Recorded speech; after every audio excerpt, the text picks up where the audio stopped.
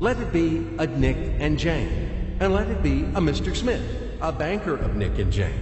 They both keep their money in his bank.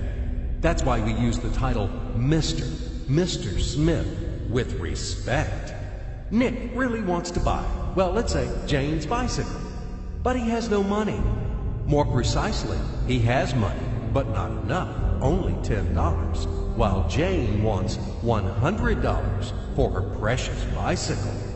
That's a problem. What should Nick do? Well, this bicycle is so desirable. He gives Jane his $10 as a deposit and asks plaintively not to sell the bike to anyone. He says that he will bring the rest of the money soon.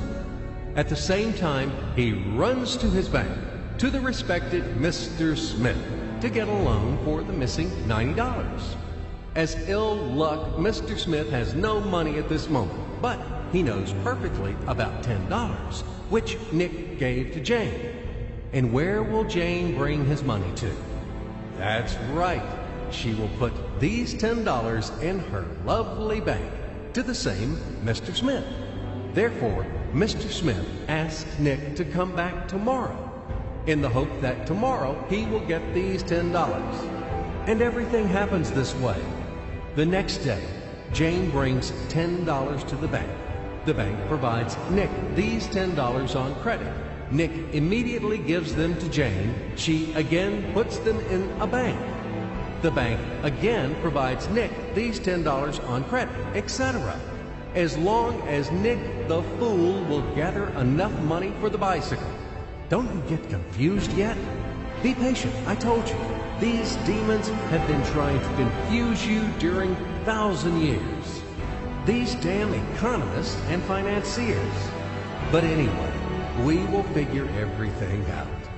So what do we have in the end? Nick finally got the bike from Jane. Wow!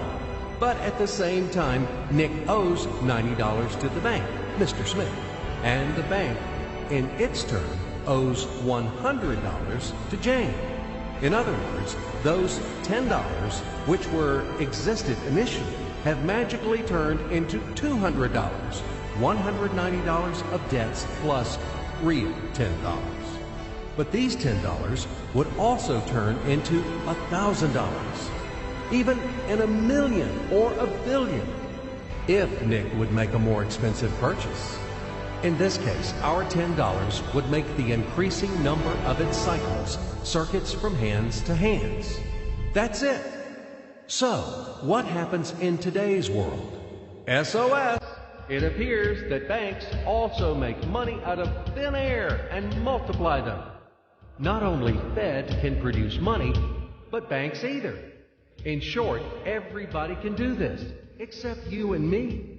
We are not in the business at this celebration of life. I would like to print or draw some money as well. In fact, these banks multiply money without any control. And we're still wondering why the banker lives better.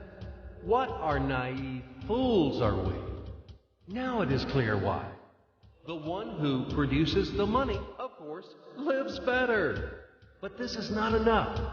From this moment, poor Nick will never be able to repay his debts owed to the bank, no matter how hard he would work.